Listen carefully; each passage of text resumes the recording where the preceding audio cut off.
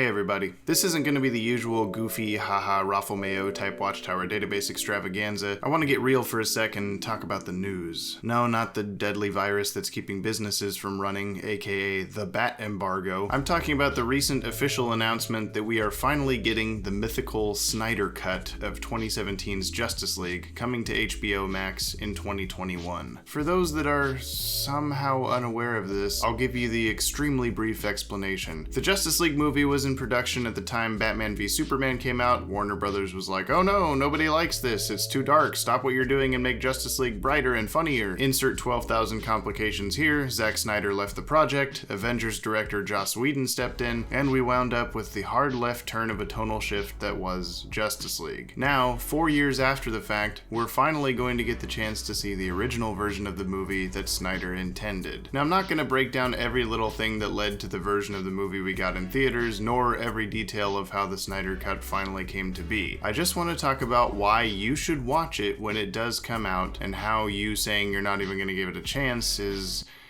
pretty dumb. We're not even 2 minutes into the video yet, and already I know some of you are clicking away. It's whatever. If you don't care, you don't care. My cohorts here on the channel don't even fully agree with me on this, and that's okay. And if you've already made up your mind based on how the DCEU fandom has treated this whole thing, you go, girl. But if you're still here, thanks. Let's just jump into it. When WB released a special Comic-Con exclusive look at the Justice League movie back in July 2016, the world was in top-tier hype mode. Well, at least those of us who hadn't completely given up on the Snyderverse just yet. I'll admit, I completely understand all the problems anyone has with Batman v Superman or even Man of Steel. They're probably too dark, they're probably too violent, they're probably not what you see in your head when you picture Batman or Superman. This is probably what you see, and obviously I'm right there with you. Animated universe Batman wouldn't do this, or especially this. Superman wouldn't snap someone's neck or blast them through a wall. Superman shoots a guy through like 2 walls, just a normal Arab guy with a family and a goat. But, and I know I'm gonna get a lot of flack for this. It's supposed to feel wrong. Look, I don't claim to be a Zack Snyder apologist or even think these movies are perfect. There's some stuff that's unfortunate about these. They're a single director's vision for the most part, and while that perhaps wasn't the best way for DC to try and build a Marvel opposing cinematic universe, I gotta at least give it credit for being unique. This is a Superman who hasn't quite figured out what he stands for yet. Everyone keeps telling him what he should be, but he doesn't know what the right answer is. Is he Jesus, or is everyone just projecting that onto him? Should he defend all of mankind, or only care about those closest to him? Christopher Reeve didn't have to deal with this stuff too much. When the John Williams undertones started, he knew what to do. On the Batman side of things, the dude's been Batman for decades. He lost at least one Robin. He's jaded, he's tired, he's angry. Boy, is he angry. I try to imagine what BVS would have been like if it was just the same representation of Batman we always get. A guy in his mid-30s who has his one golden rule and probably too many butt close-ups. It probably wouldn't have been as memorable of a movie, for better or worse, if I'm being honest. Now, that's not to say that the previous live-action incarnations of Superman or Batman weren't memorable. Every one of them has something that sticks out in my head as their thing, even if Val Kilmer's is. Tell me, Doctor, do you like the circus? What I'm trying to say is that Zack Snyder's DC Comics world, despite its flaws, isn't something easily forgotten. It's different. It stands out in a crowd.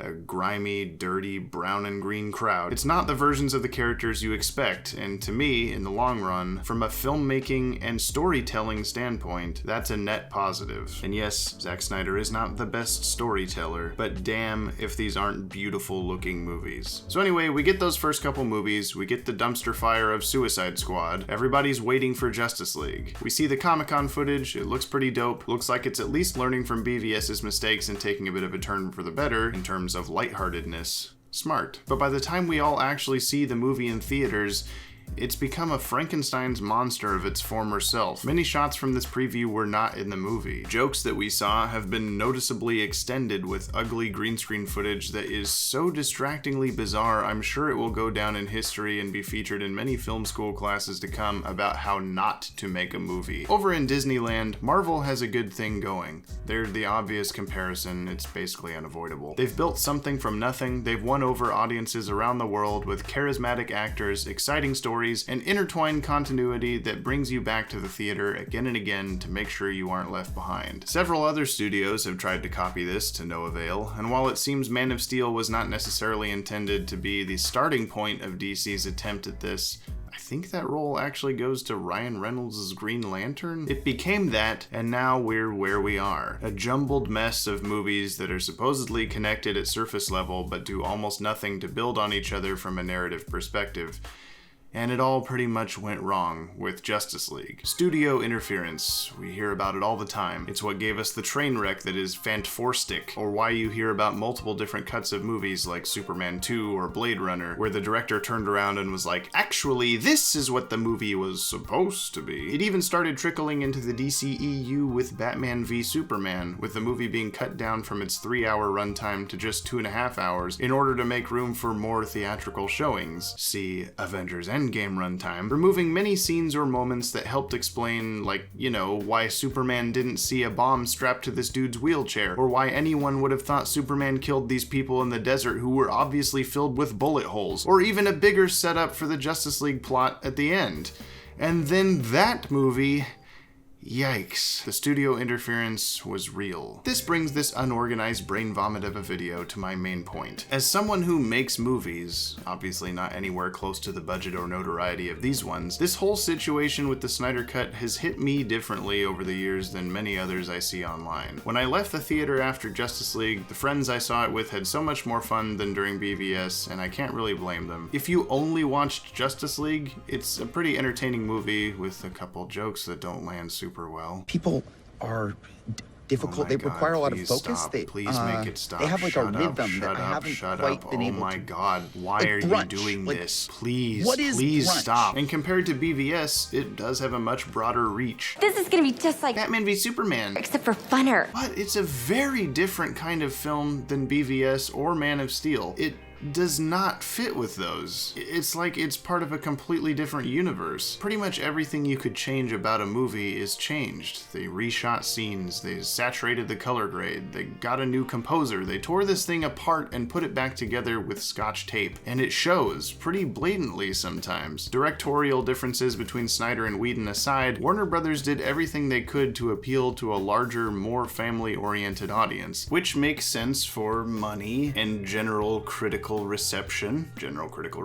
and like everything that makes a movie worthwhile to a studio, sure. But that's not what this universe is. It's like if they were making yet another Saw sequel with James Wan back in the director's chair, but halfway through production the studio's like, actually the last 5 Saw movies didn't do as well as we'd hoped, let's bring in Tim Burton. He did that Beetlejuice movie in the 80s, that thing was great. And yeah, Danny Elfman, get him too, and that's what they did here as well. I can concede that part of this was probably nobody in particular's fault, and the movie was gonna fall apart no matter what happened. With Snyder exiting the project or being fired or whatever allegedly went down, like I said, I'm not gonna get into it. Someone had to pick up the pieces, and it makes sense to grab the guy who did the last billion-dollar superhero team-up movie, and the guy who wrote everybody's favorite Batman theme music, or at least second favorite. But it was already a lost cause. They had to make that November 17th deadline to meet the animated Justice League premiere date.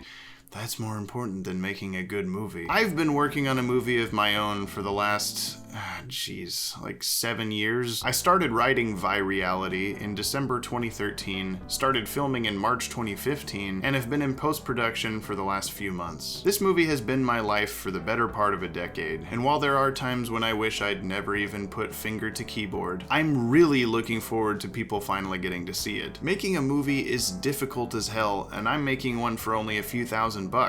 I'm just some guy. I don't have DC Comics money, I don't have a crew of hundreds of people following my every command. I have myself, a cameraman, and like 5 friends and family members who are willing to set aside random Saturdays to come hold a microphone or throw a cat stuffed animal at me over and over until we get the shot. So I don't pretend to know what it's like to work on a Hollywood-level motion picture, but I do know what it's like to put your heart and soul into something, into a creative project that you know is going to consume your life for years years and years, and that is going to take priority over other aspects of your life you probably should have been working toward a long time ago. So after years of hoping and praying and spamming every WB social media post with the Release the Snyder Cut hashtag, when we finally get an announcement that yes, it is actually happening, and I see people saying, I'm not gonna watch that, it's gonna be bad, it gets to me on a personal level. I cannot imagine if right now, today, something happened to where I had to stop working on Vi-Reality and someone else, someone who I didn't know and who was chosen by others, came in to finish my movie, which would include reshooting most of it, getting a new composer, sorry Adam, and essentially changing the tone and plot of what I've been working on for an ungodly amount of time.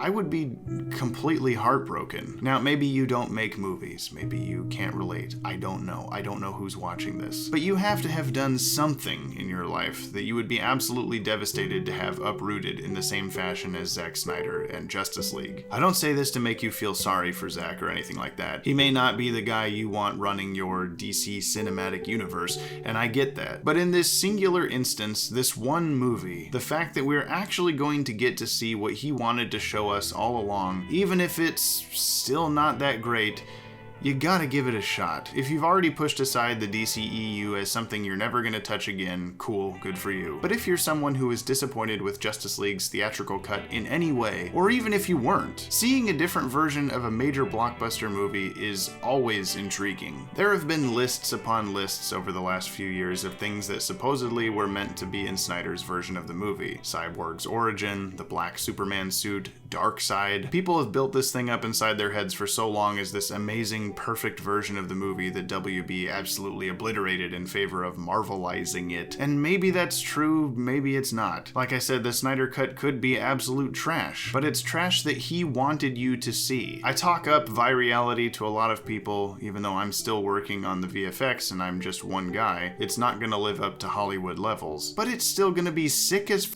and I want everyone in the world to see it, because I made a thing. My team and I created a work of art that we feel deserves to be viewed by the masses, whether they enjoy it or not. Justice League is a movie about a group of individuals that come together to do what's right. So do what's right and give the Snyder Cut a watch when it comes out, even if you hate it. If you're not doing it for Batman and Superman, do it for Zack Snyder. And if you're not doing it for Zack Snyder, do it for me. And if you're not doing it for me, then you probably already stopped watching this video a long time ago. Subscribe, like, comment, support us on Patreon. Watch the Snyder Cut, you dummies. It's a piece of history. Okay, bye.